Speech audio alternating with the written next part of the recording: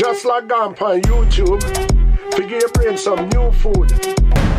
Hello people and welcome back to the channel. If this is your first time on the channel, a special welcome to you. Actually, you check out the rest of my videos. If you like what you see, give them a thumbs up, leave a comment, but more than anything, I'm asking that you subscribe to the channel. So, people want me to discuss the Rick's Cafe, the Mocha Fest, and the reopening of Rick's Cafe after it was said to be closed down. To be honest, I'm not really interested in that topic. You know, I only made a video on it just because I supported what the leader of the PNP said. Outside of that, I'm not really interested in that topic for the simple fact that Jamaica and its government has always been slack when it comes to those things. You know, there is that vivid double standard where one set of Jamaicans are treated one way versus the next set of Jamaicans. So the only thing I can say about that matter is I wish it wasn't so. I wish that as time move on, that Jamaica would become a better country in regards of how the government treat its citizens. You know, I would like to see a level playing field despite where you rank as a citizen financially. You know, it is sad that as small as we are as a country, Jamaica continue to have that vivid line of segregation, you know, because the likes of Rick's Cafe, its board or its CEO can breach the COVID rule in such an enormous way. And you hear that there's going to be a threat of a revocation of its certification, and twos, you hear that it's open up for business again. So it's funny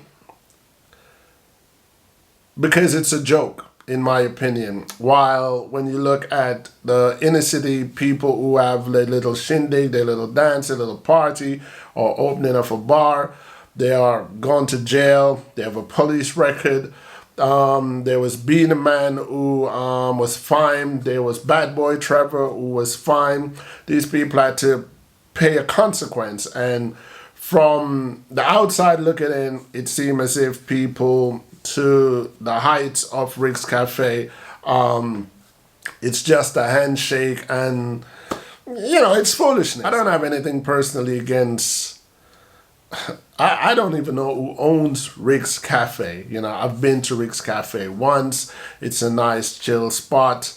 And I would assume that the person behind Rick's Cafe is Jamaican. Let's hope. But even if they're not Jamaican, the business is a Jamaican business. So I would expect that they would just respect the rules. But, you know, money talks. So, I have nothing against Rick's Cafe. In this case, I have something against the Jamaican people. Jamaican people need to understand that the government works for them.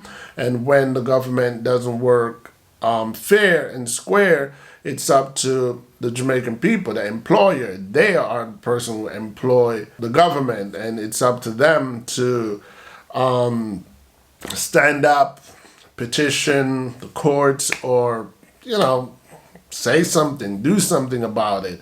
If the government is not working in your favor, then you do something about it. Anyway, what I really want to talk about today is a news that I heard about a young lady at the Spanish Town Hospital who had her baby in the most inhumane way, and her baby died, and it seemed as if nothing will become of it, and that concerns me. It concerns me because, one, I heard it's not her first child that died at the Spanish Town Hospital. So it's, if I'm not mistaken, the first child that died has nothing to do with the Spanish Town Hospital. It wasn't their fault. The mom, her body, her biological system seemed to struggle with short-term pregnancies. But the way she described this birth that she gave recently at Spanish Town Hospital kind of strummed my nerves, my conscience. It did bother me to listen her saying that there was a nurse present and the baby came out and the nurse just walked away and gave no real attempt to save her child or to attend to this newborn on the floor. And because the umbilical cord wasn't long enough, she could not embrace the baby up to the chest. She could only like wrap the baby with whatever material she had, and she wasn't sure if the baby was dead or alive, but eventually she learned that her child was dead. Not 100% sure if the baby was stillborn. The part that bothers me is that there was a professional present, and the professional person's attitude just thought, you're on your own type thing.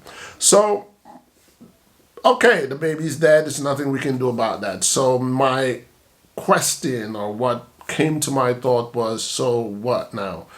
That's just that, and she took a loss. Nobody pays a consequence. I'm not sure if she knows what she can do or cannot do. This is also a question I'm asking for people who live in Jamaica at the moment, because I want to know if there is not like free legal advice available to Jamaicans, or free legal service that's available to Jamaicans. Because in a case like this, I understand that money cannot bring back life.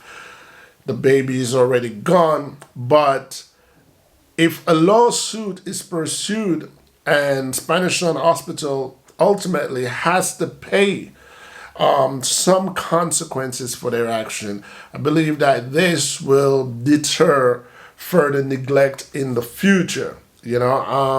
So it's not about money, but when it comes to these kind of cases, it's only monetary reward that you can be compensated with. It's not like they can bring your child back. So it did bother me to listen to that, and I thought, let me comment on it, because this needs to stop. Between last year and this year, there's quite a few young women that went to hospitals in Jamaica, private and public hospitals, and baby died, and in one or two cases the mother died.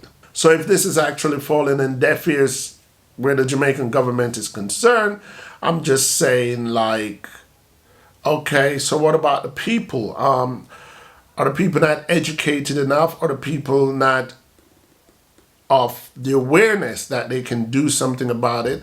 I understand, when I was a child in Jamaica, my parents' era, Jamaica government was not up to par. We didn't have technology, and we didn't have any easy access to the rules and regulation of government. So I understand where my mother or father failed to act when the government neglected its people.